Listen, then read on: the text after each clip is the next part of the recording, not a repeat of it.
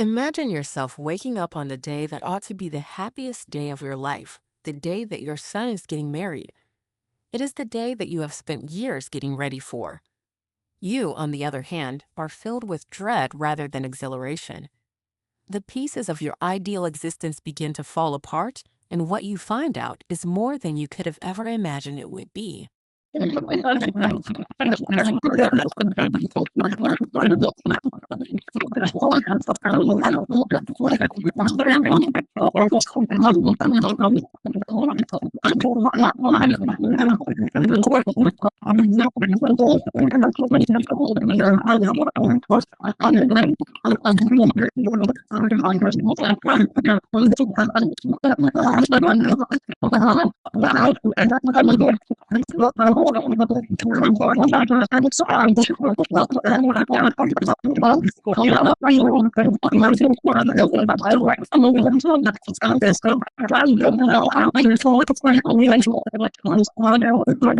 Regardless of how hard I tried, I was unable to fall asleep. I persuaded myself that it was nothing more than the typical anxiety that a mother experiences before an event of this magnitude.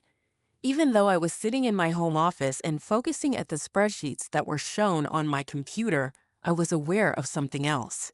The situation was not right.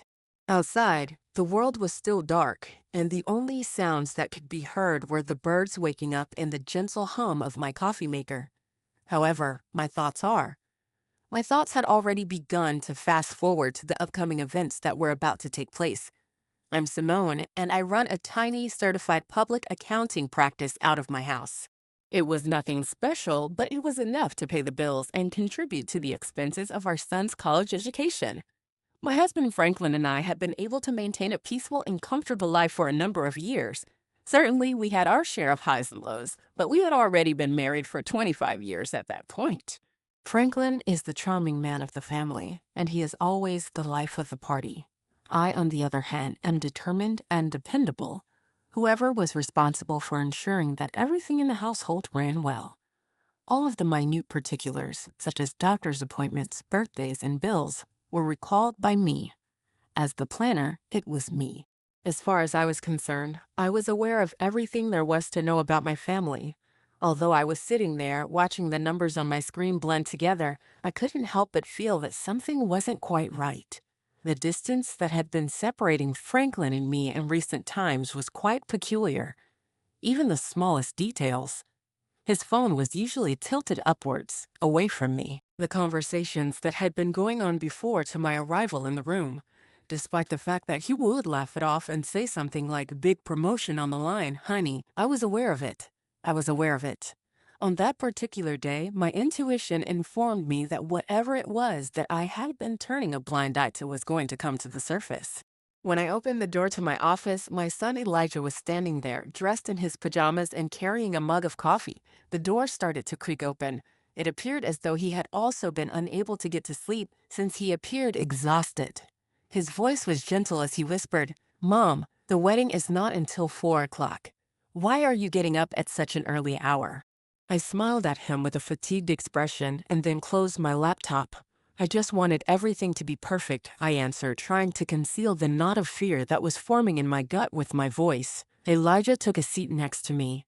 I could sense the weight of whatever was going through his head as I looked into his eyes and saw that they were heavy with something he wasn't expressing. His voice was on the verge of breaking as he said, "Mom, are you sure that Madison is truly in love with me?" Unexpectedly, I was taken aback by the question. His gorgeous and driven fiancée, Madison, was all a mother could have hoped for in a daughter-in-law. Madison was his daughter-in-law. It appeared as though she had everything under control, as she came from a wealthy family and had a promising future ahead of her. But the words of Elijah felt like a fissure in the foundation of the building. At all times, he had been so realistic and so confident in himself. Then again, all of a sudden, he began to doubt everything. To reassure him, I opened my lips to tell him that wedding jitters were common, that it was simply pre-wedding anxiety, and that it was nothing to worry about. Nevertheless, I could see from the look in his eyes that this was more than simply jitters. "Why are you inquiring about this?" I responded instead, my tone becoming more subdued. He looked down at the mug that he was holding in his hands. There are moments when she looks at me as if I were nothing more than a box that she needed to tick off in order to go on to the next stage of her life. My mother, I have no idea.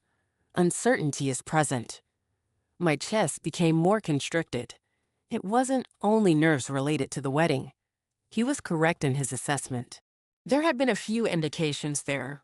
When Elijah talked about his interests, Madison's eyes would always wander off to other things. During family dinner, she was always checking her phone, and it appeared that she was more engaged in the conversations she was having with Franklin about money than she was in the family itself. However, I attempted to ignore those thoughts. I had no choice but to do so because they were unsettling. I had put forth a lot of effort to construct the ideal family, but they did not suit the picture I had in my head. However, Elijah was not finished. He turned his head to look at me, his face very solemn and pallid. His tone was tinged with suspicion as he stated, and as of late, she has been spending a significant amount of time with her father. They never stop discussing the state of the economy. Mom, she claims that he is mentoring her, but I just don't feel comfortable with that. I felt the blood surge to my brain. Exactly the same notion had occurred to me. An extraordinary amount of time had been spent by Franklin with Madison during which they had discussed matters pertaining to investments and money. From the beginning, he had been helpful to her, providing her with guidance and encouragement, but there was something else added. Something that didn't quite get the job done. A part of me didn't want to accept it. Nevertheless, I was unable to ignore the mounting evidence. Are you of the opinion that she is in love with another person? The tone of Elijah's voice was almost imploring as he whispered. The question struck me like a blow to the head. I had been clinging to an illusion for such a long time, but his comments broke that fantasy. I became speechless and froze in place. Why do you have such a strong belief? Although my voice was hardly audible, I inquired. When he looked down, his fingers began to tighten around the coffee mug he was holding. His voice was soft as he whispered, "It's the way she looks at him. The manner that she constantly gets excited whenever her father calls. The manner in which she communicates with him, as if they utilize their very own coded language. The day before yesterday, Mom, I saw them both together in the garden. The only thing they were doing was talking. However, the way in which she addressed him, it was not the appropriate way for a father-in-law to behave toward his son's fiancée, he said, his voice breaking as he finished his sentence. I was feeling nauseous. Suddenly, my head was filled with 1,000 unique ideas. I was unable to refute what Elijah was speaking about. I, too, had witnessed it. It was the lingering gaze. This is the touch on the back. That Franklin appeared to be looking for Madison in a room full of people was really interesting. But I had dismissed it all and told myself that it was nothing more than a harmless occurrence. There is nothing else. After Elijah's remarks had been hanging in the air for some time, however, I was unable to ignore it any longer. Before I could finish my sentence, the door opened once more. Franklin stood there, his ever-charming smile plastered on his face, dressed neatly in a crisp shirt and slacks. He displayed an impeccable appearance. It was with a pleasant tone in his voice that he replied, "Well, look at my two favorite people." When he spoke, however, there was an odd quality to his tone. It appeared to be overly rehearsed, overly flawless. What is going on in this place? While he was looking at Elijah and me, he asked the question, his eyes darting anxiously between the two of us. He was making an excessive amount of effort to be normal, and I did not believe him for a moment. Elijah, you ought to be getting dressed right now. Also, Simone, if you continue to worry about this wedding, you are going to exhaust yourself completely on your own. The call came from Madison. It won't be long before she arrives to discuss the potential seating arrangements. However, I was unable to concentrate on anything that Franklin was saying. The only thing that came to my mind was what Elijah had said. The allegation hung in the air, strangling me as it hung there. I get the impression that she is in love with someone else. I turned my head to gaze at Elijah, who looked at me in response. It was a gaze that conveyed all of the information that I required to know. Indeed, he was correct. It was impossible for him to be. Here in this house, there was something that was dreadfully, horribly wrong. On top of that, that was only the beginning. Despite my best efforts, I was unable to shake the feeling that something was really wrong. I was being tormented by it, and with each passing minute, the burden of the truth that I had been avoiding acknowledging became heavier. What ought to have been the happiest day of our lives was instead made to feel like it was squeezing the life out of me by the weight of the air in the room, which seemed to be pushing down on me. Elijah's comments were the only thing that came to my mind as Franklin continued to speak. He was talking about Madison and the seating chart for the wedding, which was something that I couldn't care less about. It is my opinion that she is in love with another person. At the same time as the truth of this situation began to take shape in my consciousness, my heart began to pound quickly in my chest. How could I have been so oblivious? Despite the fact that the indications had been present the entire time, concealed in plain sight, I had chosen to ignore them. Benjamin Franklin's questionable behavior was disregarded. Dismissed Madison's overly cordial gestures as unimportant. I had dismissed the uneasy distance that existed between Franklin and me, telling myself that it was nothing more than the stress that was caused by work and the preparations for the wedding. But at this point, it was apparent. I had no idea that Franklin was keeping something from me, something that was much more terrible than I could have ever imagined. As Franklin continued to talk, ignorant to the storm that was rising in my head, I studied Elijah, whose face was pale and stiff. Franklin was distracted by his own conversation. In spite of his best efforts to maintain his composure and look as if nothing was wrong, I could see the agony and the betrayal in his eyes. He was trying to keep it together. The pain in my heart was for him. Certainly, he did not merit this. Not one of us did it. Following the conclusion of his chat with me, Franklin exited the classroom. I sat there for a brief period of time, my thoughts racing as I attempted to make sense of everything that had transpired up to that point. When I went for my phone and dialed the number that I had been dreading for weeks, my hands shook like they were about to explode. The moment has come to face this adversity. We must now confront the reality. There were 2 rings on the phone before my sister, Aisha, finally took it up. "What exactly is going on, Simone? Is everything all right with you?" The tone of her speech was relaxing, almost comforting, but I could sense the concern that was hidden beneath it. She was too familiar with me. I said, "Aisha, I am at a loss for what to do anymore," and my voice was just beginning to crack. "Franklin is experiencing a certain amount of difficulty, something I am unable to disregard. The situation is even more dire than I had anticipated. I have a strong suspicion that he has been seeing Madison." On the other end of the line, there was a pause in the conversation. Aisha was aware of the significance that Madison held for me and for the family as a whole. There was no need for me to provide any further explanation. The words Simone were spoken by Aisha in a slow and steady tone. Whenever you get a feeling that something is going on, you should put your faith in your gut feelings. Your disregard for it has gone on for far too long. This denial that you have been living in is causing you a lot of pain. There is a need for you to learn the truth. If you do, then you will be able to deal with it. On the other hand, you can't constantly act as if everything is fine. There is no way that you can continue to act as if nothing is taking place. She struck me with her words like a slap.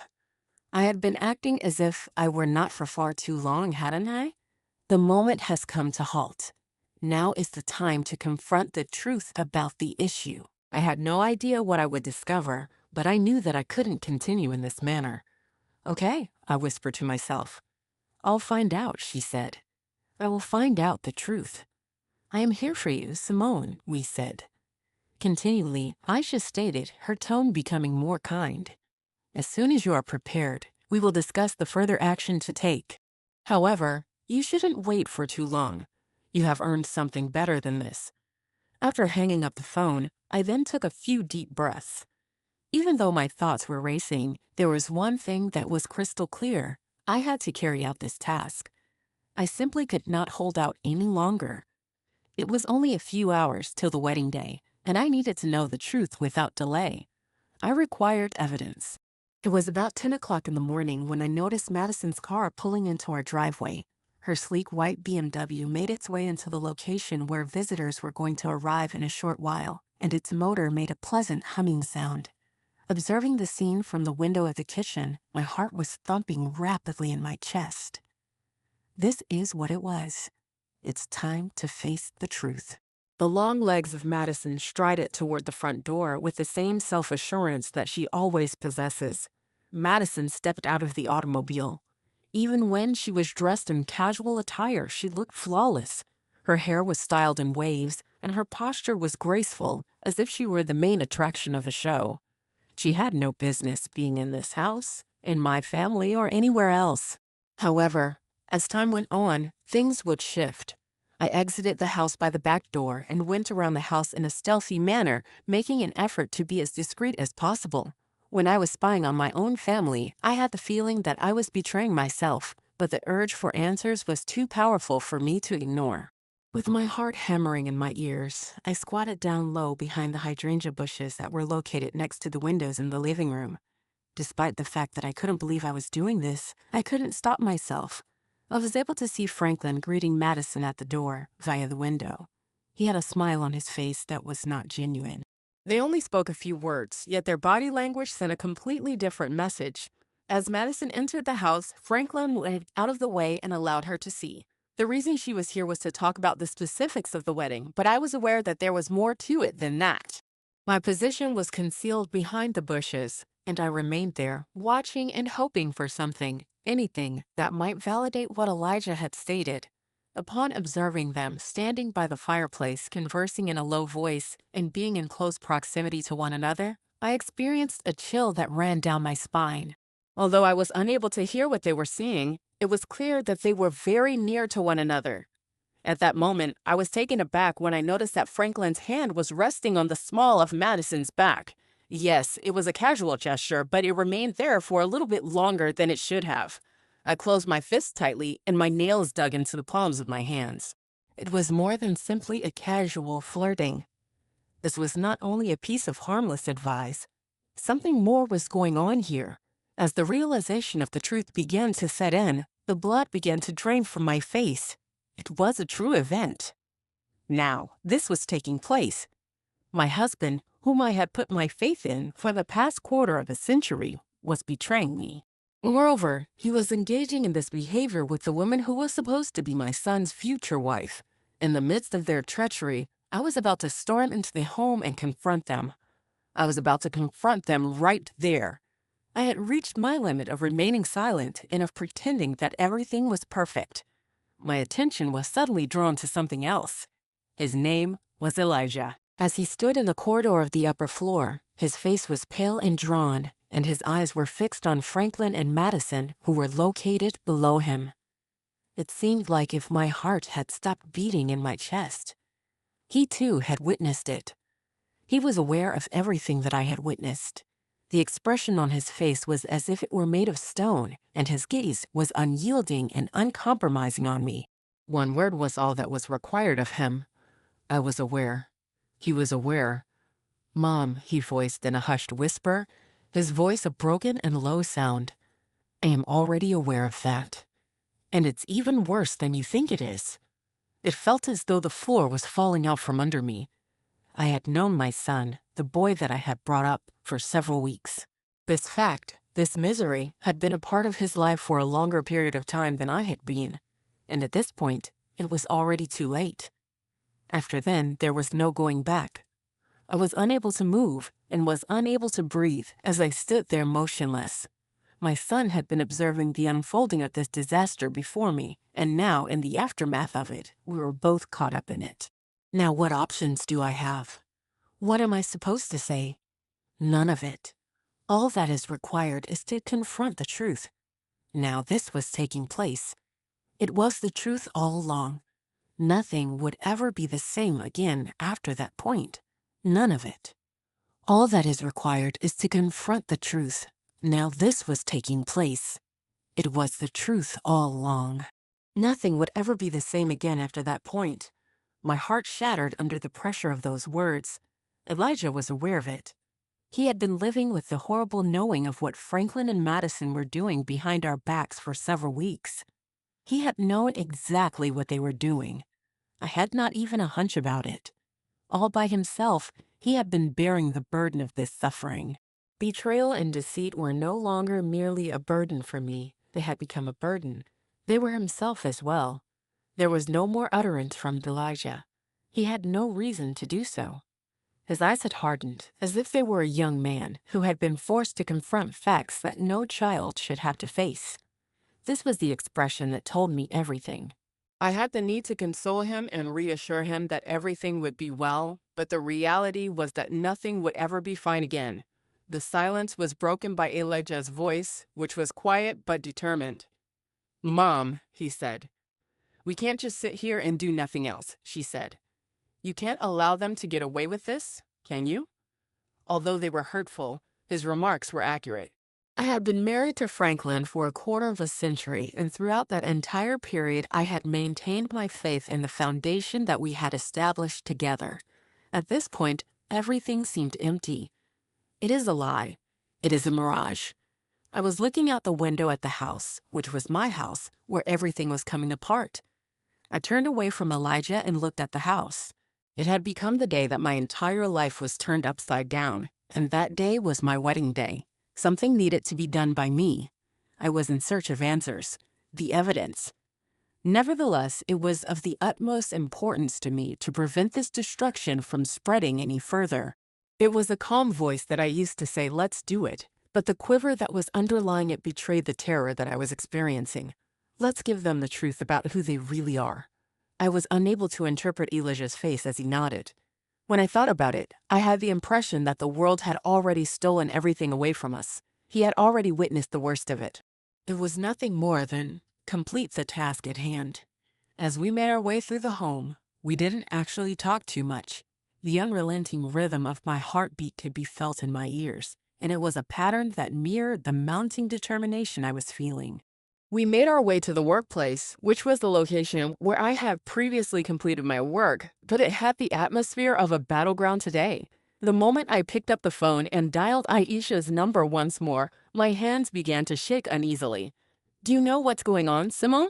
Aisha inquired without delay, her tone resonating with concern, as if she was already aware of the situation.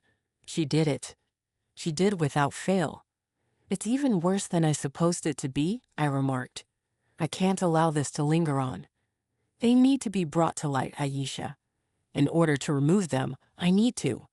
I am unable to consent to my son getting married to her. Not in this manner." On the other end of the line, there was a momentary halt in conversations. Indeed, Aisha was completely aware of what I was referring about. She was my pillar of strength and my support. She was able to see Franklin once more in his former form. She had witnessed the transformation that he had undergone.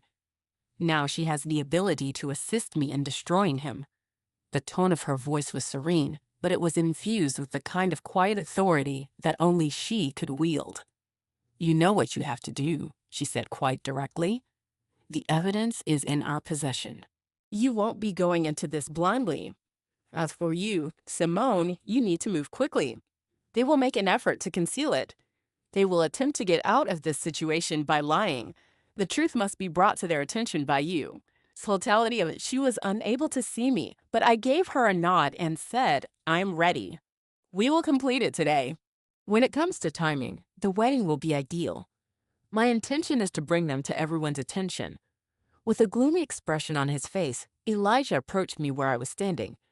"Are you certain, Miss Mom? As soon as we take this step, there is no turning back. We are going to eliminate everything." I whispered, "I am aware of that. However, we are obligated to, regarding our future, regarding the truth." On the other end, Aisha's voice was calm and unemotional. "Simone, I will be there shortly. It is already in progress that I have begun to make the necessary preparations. I'll take care of things from here on out. You don't worry about anything other than bringing the truth to everyone's attention. Ensure that they do not have any means of escape." As I hung up the phone, I could feel the conclusiveness of the decision beginning to settle into my bones. There was no denying the significance of that to me. I had every intention of destroying everything. The union I have. I am a family. My son's bright future. However, I was not going to allow them to get away with it. Not at a time when the lies had already caused a great deal of harm. The remainder of the morning seemed to flash by in a haze. doing everything in my power to appear normal and act as if this was not the end of everything I had ever known. I did everything I could. Throughout the wedding preparations, I maintained a smile. I made sure that the caterers and the decorators were aware of what they were supposed to do by going through the motions. I was, however, making preparations in the back of my mind. Each and every action, every step. At midday, I was prepared to go. At this point, the plan had been completed in its entirety. The rate at which my heart was racing was excessive. Although my hands were trembling, I could feel concentrated on. This is what it was. The time that I had been anticipating all along. The instant when everything would undergo a revolution. Immediately upon my arrival, I was able to hear the voices of the visitors entering, and their conversation filled the air. The beginning notes of the string quartet's piece were heard playing in the background the entire time. Because the ceremony was about to begin, I needed to move quickly. Elijah accompanied me on our journey toward the garden, which was the location of the ceremony that was going to take place. A void that existed between us, the sound of footsteps on the gravel was so loud that it was deafening. There were a lot of things that I wanted to say to him in order to console him, but I couldn't find the words to say them. "Are you certain about this?" Once more, Elijah inquired, his tone tinged with uncertainty and apprehension. He did not want to witness the entire thing being consumed by flames. The final vestiges of the life that we had known were the ones that he did not wish to erase. On the other hand, he was aware, just as I was, that there was no going back at this point.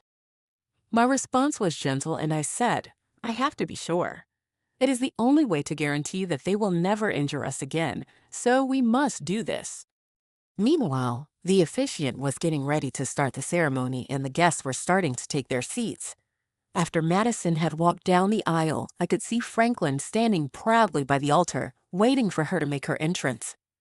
He gave off the impression of being a proud father, the epitome of success.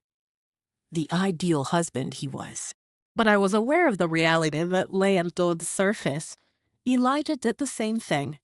My fingers lightly touched the divorce papers as I reached inside my handbag and grasped for them. There was a signature on them. All set. Everything that we had obtained over the course of the previous few days was also there on the flash drive that contained the proof. These are the photographs. The invoices from the bank. The outcome is the DNA. Every single thing. Now was the time to demand that they pay. When I gave Elijah's hand a squeeze, he responded by giving me a squeeze as a silent pledge that we were going through this together. It was our intention to reveal Franklin and Madison for the people that they truly were. All of this would come to an end today. The ceremony got underway. As Madison made her way down the aisle, she was a pure white vision. However, there was something in her eyes that betrayed her innocence, despite the fact that her smile was bright and beautiful. I was able to observe it. As well, Franklin was able to view it. It was then that I realized that the wedding was not the only thing that was going on. Everything was brought up in this. It was a betrayal. The falsehoods. There is a lie. I waited for the appropriate time to act. The instant when everything would undergo a revolution. It arrived at that moment. In a voice that rang forth, the officiant inquired as to whether or not anyone had any objections. Despite the fact that my heart was pounding in my chest, I managed to remain standing. My tone was calm yet firm as I uttered the words, "Excuse me." The stillness was deafening as the entire crowd turned their attention to gaze at me. As my voice reverberated around the garden, I shouted, "This marriage is not something that ought to take place. What's more, I have the evidence to demonstrate that it does not." There was a noticeable shift in the intensity of the crowd, and I could sense the tension in the air. There was a wait for everyone. There was a lot of spectators. The truth would be revealed to them at this point. "I have the evidence to suggest that it does not," she said. It seemed as though the air was still. Everything was as though the world around me had stopped moving, as if everything were holding its breath in anticipation of the storm that was about to break out. In a state of shock, Franklin's face appeared to freeze, and his eyes appeared to be wide with disbelief. When Madison's smile wavered, I saw a glimpse of the mask falling off for a fraction of a second. The look of panic that appeared in her eyes, together with the slight lapse in her composure, made all that I had been through and everything that I had seen feel like it was reasonable. It was all coming to a head right here, right now. The lies, the treachery, and the years of deceit that had been taken into account. During that brief period, nobody moved. The crowd appeared to be waiting for the punchline of a joke that they had not comprehended. As they were staring at me, Franklin, and Madison, they appeared to be stopped in thought. In any case, this was not a joke. It was genuine. This was my life, my family, and to expose the truth, I was about to destroy everything that I had worked so hard to build. I inhaled deeply, gathering my composure. This is what it was. There was no going back at this point in time. I carefully reached inside my purse and brought out the small remote control that Aisha had given to me. My hand was slightly shaking as I did so. The one I would use to play the film in order to demonstrate to them and everyone else what had been going on behind closed doors. What exactly is this, Simone? What exactly are you doing? There was a moment of stillness when Franklin spoke. In an attempt to deflect attention away from himself, he looked at me, but I could see the fear in his eyes. He was well aware that this was not going to be a happy ending, not in his favor. No one else needs it. In a tone that was icy but unmistakable, I told Franklin, "You do not get to play the victim about this situation." I shifted my attention to the enormous projection screen that had been built up behind the altar and explained, "You have been living a lie, and it is time for everyone to see it." The one that was going to display a slideshow of photographs from Elijah's childhood during the event. On the other hand, it was on its way to revealing something else. There's something much more sinister. When I hit the button, the very first picture appeared on the screen of the device. Franklin and Madison were captured in a photograph when they were standing in our living room, embracing each other in a passionate embrace. For the kiss. It was the one that I had seen through the window just a few hours before. All of the people in the audience were able to see it now, since it was a snapshot of the treachery. It was as if the garden was filled with gasps. Within the confines of their seats, individuals shuffled uncomfortably and whispered to one another. The worst, however, was not yet to come. "This is just the beginning," I remarked, my voice resonating loudly enough to be heard above the mutterings of the crowd. This wasn't a mistake that happened just once. For a number of months, this has been going on. Furthermore, you are all going to find out what my spouse has been doing behind my back at this very moment. The screen blinked, and the next image appeared Franklin and Madison entering a magnificent hotel, the St. Regis Atlanta, with their bodies pressed close together, creating a picture of desire and secret. It was easy to read the timestamp, which indicated the precise moment when Franklin had informed me that he was going to be attending a regional sales conference. However, exactly 2 weeks ago in full daylight, they were caught in the act of committing the violation. "I'm not crazy," I responded, maintaining a calm voice despite the fact that I was shaking on the inside. "This has been going on for a very long time, and I have the proof." The images continue to flash, one after the other in succession. At upscale dining establishments, Madison and Franklin are captured in photographs together. In private parking lots, photographs of them were taken. There are photographs of them laughing and holding hands, living a life that I had no part in leading. Franklin's voice, which was now urgent, was audible to me. "Simon, these are actually fakes. They have been tampered with." "My goodness, you have no idea what you're talking about." His face was flushed with terror, and his normally calm demeanor was collapsing beneath the weight of the evidence being presented to him. It was, however, too late. It was impossible to avoid the truth now that it had been exposed in its entirety. "Can you confirm that, Franklin?" I inquired, my voice easily distinguishing itself from his frantic pleading. "Then explain this," I said as I touched the button once more, and the image suddenly switched. Not only images were involved this time around. In this case, the evidence was pecuniary. Statements from banks' paperwork for a loan, expenses that were incurred from our joint account. Upon the appearance of the people on the screen, the crowd began to remain silent, withdrawals that are steady and small. At a time, hundreds of dollars in revenue. Every time, coming from a different branch. What this implied was clear to me. For the purpose of funding his affair, he had been squandering our savings. On the other hand, there was more. Using my finger to trace the numerals on the screen, I pointed to the screen. To put it simply, Franklin, you have been stealing from our funds for retirement. You have been squandering our future in order to finance this, I retorted, the words flowing out of my mouth like poison. You have been using my signature as a forged document in order to obtain debts against our pension plan. You've been using our money, our savings that we've worked so hard to gain, to purchase Madison's love. A startled quiet descended upon the assembly, and they were unable to tear their gaze away from the evidence as it continued to be presented. She looked around at the people who had assembled. Her serenity crumbled as she looked around at the people who had gathered. Despite the fact that her voice was shaking with fear, she stated, "This is not what it appears to be. Not a single thing that I did was wrong. Although I was on the verge of laughing, there was no humor about it. I said to Madison, 'You are a criminal,' and the words sliced through the air like a razor while I was speaking. You have been illegally taking money from your company, stealing from your customers, and purchasing presents for Franklin with money that did not belong to you are both examples of theft." The button was pressed once more by me. One more picture. Invoices that were not authentic, expenditure reports that were exaggerated, and money that was transferred into a personal account are all examples of fraudulent activities. "I am Franklin," I said as I turned to face him. "Is it really your intention to remain seated there and reject this? You're surrounded by the folks to whom you have been lying repeatedly. It is visible to them. It is possible for them to see the true you. At this point, they are going to be aware of what you have been concealing." There was a gap that was so oppressive and suffocating that it was a period of quiet. The decisive blow was then delivered. For the second time, the screen moved, and this time it displayed the results of a DNA test, a test to determine paternity. The phrase probability of paternity, 99.999%, was written in large, glaring letters and flashed on the screen. When I said, "Meet Zoe Jenkins," my voice was hardly audible above a whisper. "Who is your daughter?"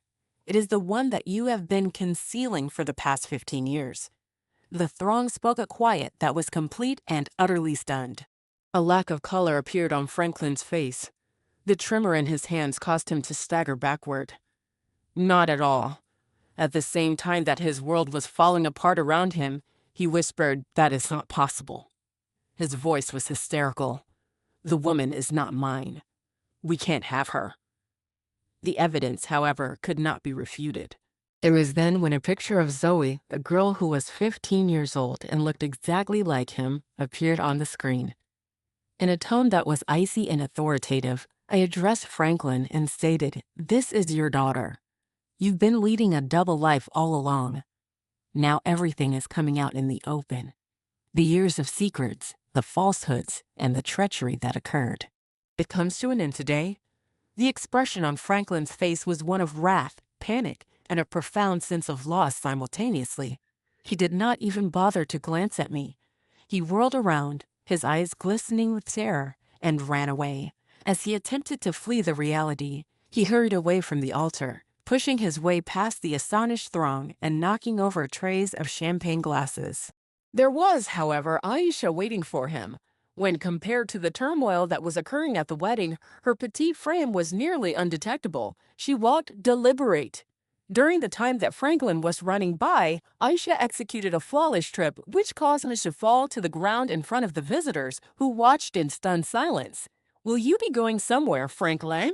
she inquired with a tone that was unassuming but pointed, her hand resting on her hip as she gazed down at him, who was lying unconscious on the grass. Franklin made an effort to get to his feet, but Aisha remained there, and her presence was unwavering during his struggle. According to Franklin, "You are not going anywhere. Not right now." While Franklin was attempting to escape, the sound of the sirens became increasingly deafening. The police had arrived at the scene. However, they were not present for Franklin's deception. This was for Madison, who was present. Approaching her, the officer spoke in a tone that was composed and authoritative. "Madison Ellington, you are currently being held for embezzlement and wire fraud with the arrest warrant." During the process of placing Madison in handcuffs, her face became completely devoid of color and she also collapsed and began crying. Chaos broke out among the mass of people. Attendees were seen standing up and pulling out their mobile devices in order to record every single instant of the public humiliation that was taking place in front of them.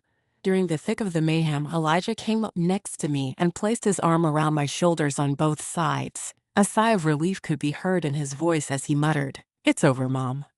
All of a sudden, it is over? Well, the first times that I experienced a sense of calm was when I looked about and saw the ruin of my ideal day as well as the lives that had been broken.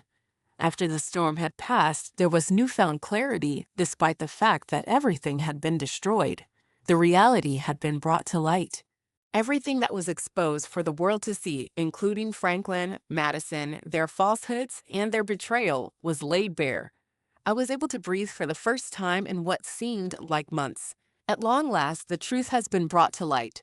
Franklin and Madison believed that they were able to conceal their secrets, but today has revealed everything that they had been keeping hidden.